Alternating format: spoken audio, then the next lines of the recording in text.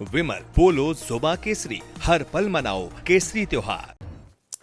नमस्कार, आप देख रहे हैं राष्ट्र की बात संडे एडिशन। मैं हूं मानक गुप्ता। मेरे साथ आज राष्ट्र की बात संडे एडिशन में सीनियर जर्नलिस्ट 5 जुड़ेंगे। विनोद अग्निहोत्री, विजय त्रिवेदी, राकेश शुक्ला भी आ गए हैं। मेरे साथ आशुतोष और सतीश के सिंह भी हैं। राष्ट्र की बात में आज चुनाव की चर्चा करेंगे, राजनीति की बहस होगी। चर्चा यह होगी कि अचानक प्रधानमंत्री नरेंद्र मोदी और राहुल गांधी दक्षिण के दौरे पर क्यों निकल गए, लगभग ऑलमोस्ट सेम टाइम पर। राहुल गांधी तमिलनाडु और केरल गए, अब प्रधानमंत्री नरेंद्र मोदी भी केरल और तमिलनाडु के दौरे पर पहुंच गए। आपको पता ही होगा 5 राज्यों के चुनाव हैं इस साल। उनमें बंगाल और असम है, पुदुचेरी है, तमिलनाडु है और केरल है। जब भी दक्षिण में चुनाव की चर्चा होती है, राजनीति की चर्चा होती है, तो यह बहस जरूर होती है कि क्या वजह है बीजेपी का विजय रथ, नरेंद्र मोदी का विजय रथ दक्षिण में जाकर कर्नाटक में रुक जाता है। बाकी राज्यों में मोदी मैजिक क्यों नहीं चल पाता है। इस पर आज डिबेट करेंगे राष्ट्र की बात में।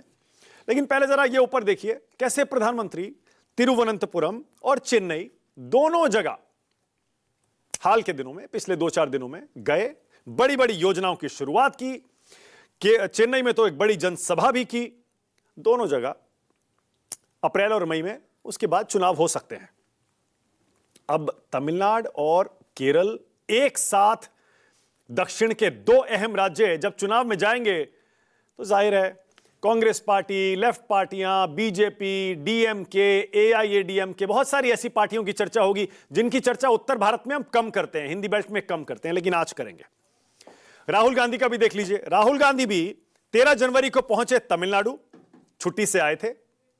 कई हफ्ते राजनीतिक सीन में दिखे नहीं, इस मुद्दे पर उन पर हमला भी हुआ, लेकिन आए तो सीधे तमिलनाडु।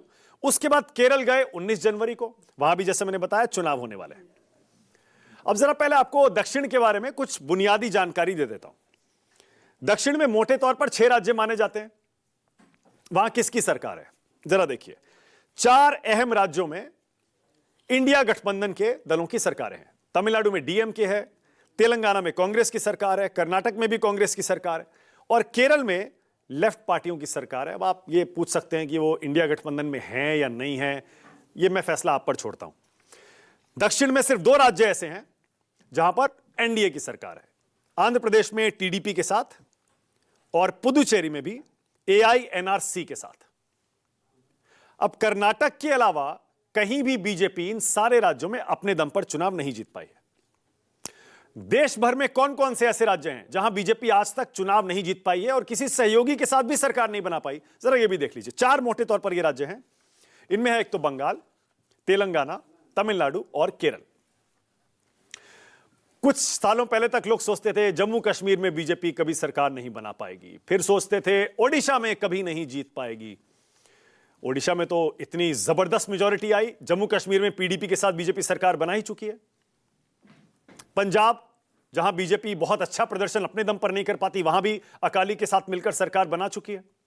मोटे तौर पर यह राज्य हैं। अब इनमें से 3 राज्य इस बार चुनाव में जा रहे हैं। अब प्रधानमंत्री जब पहुंचे तमिलनाडु में, जरा सुनिए उन्होंने क्या कहा। प्रधानमंत्री ने डीएमके और कांग्रेस को निशाने पर लिया क्योंकि वहां इंडिया गठबंधन चल रहा है। पीएम ने कहा स्टालिन सरकार तमिल संस्कृति का विरोध करती है, जलीकट्टू पर भी ये लोग बैन लगा देते हैं, कांग्रेस और डीएमके मिलकर मंदिरों में दीप जलाने से रोक देते हैं, तमिलनाडु सरकार एक ही परिवार की जी हुजूरी में लगी हुई है, डीएमके के कुशासन से मुक्ति पाने को जनता तैयार है, यहां भ्रष्टाचार है, माफिया है, अपराध है, वंशवाद और माफिया की उल्टी गिनती शुरू हो गई है। केरल में क्या बोले वो अभी बताता हूं आपको, पहले जरा सुनिए तमिलनाडु में पीएम ने क्या कहा, सुनिए। तमिलनाडु अब चेंज के लिए तैयार है।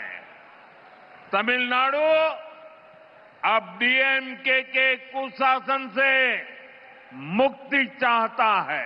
तमिलनाडु अब बीजेपी एनडीए की सरकार चाहता है। हमें तमिलनाडु को डीएमके सरकार से मुक्ति दिलानी है।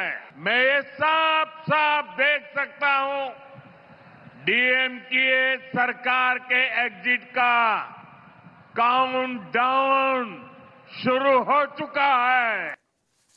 और जब प्रधानमंत्री केरल पहुंचे, कांग्रेस पर हमलावर दिखे, लेफ्ट पार्टियों को खूब घेरा।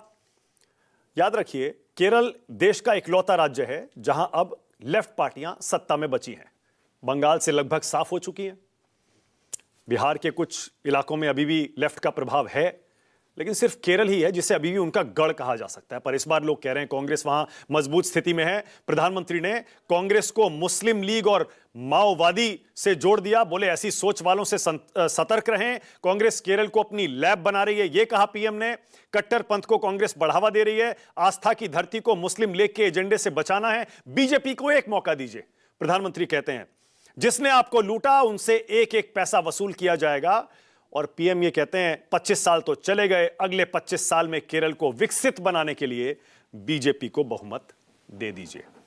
केरल में जरा आपको दिखा देता हूं कैसे केरल में धीरे धीरे बीजेपी अपने पैर पसार कर आज यहां तक पहुंच गई है कि 11.5% के आसपास वोट बैंक बीजेपी अपना बना चुकी है केरल में। पहले तमिलनाडु देखिए जरा। तमिलनाडु में 2021 के विधानसभा चुनाव का नतीजा देखिए। जयललिता की मृत्यु के बाद वहां डीएमके इतनी मजबूत हो गई कि 234 में से 133 सीटें जीती, 37-38% के आसपास वोट जीता। एआईएडीएमके जयललिता के बिना 66 सीटों पर आ गई, लेकिन हां वोट अभी भी ठीक ठाक है, 33-34% के आसपास है। कांग्रेस को 18 सीटें मिली, 4.5% के आसपास वोट। बीजेपी को 4 सीटें मिली तमिलनाडु में पिछले चुनाव में, 2.5% के आसपास वोट था। लेकिन एआईएडीएमके और बीजेपी का रिश्ता वहां समझ नहीं आता। कभी एनडीए बनाते हैं, कभी अलग हो जाते हैं। उसके पीछे भी अपनी अलग रणनीति है, उस पर भी चर्चा होगी। अब केरल का नतीजा देखिए पिछले चुनाव का। केरल में पिछली बार 140 में से 62 सीटें सीपीएम को मिली थी।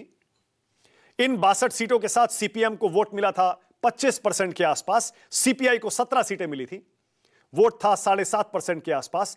कांग्रेस को 25% वोट अकेले मिला था और 22 सीटें। बीजेपी 11.5% के आसपास वोट ले गई, सीट एक भी नहीं मिली। लेकिन आप अंदाजा लगा सकते हैं बीजेपी जो 11.5% वोट ले गई, उससे नुकसान किसे हुआ और फायदा किसे हुआ।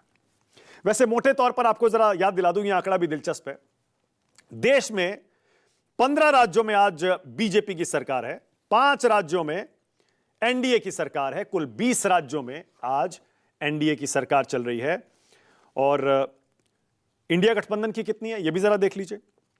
20 राज्यों में एनडीए की सरकार है, 8 राज्यों में इंडिया गठबंधन की सरकार है और 1 राज्य में आम आदमी पार्टी है। अब आम आदमी पार्टी इंडिया गठबंधन में नहीं है, इसलिए उसको अलग करके देखना पड़ेगा। और मिजोरम, वहां जेडएमपी है और एक है मणिपुर।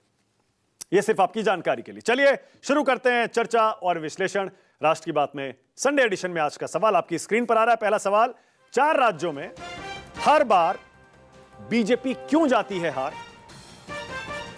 और दूसरा, दक्षिण में मोदी मैजिक क्या चलेगा इस बार?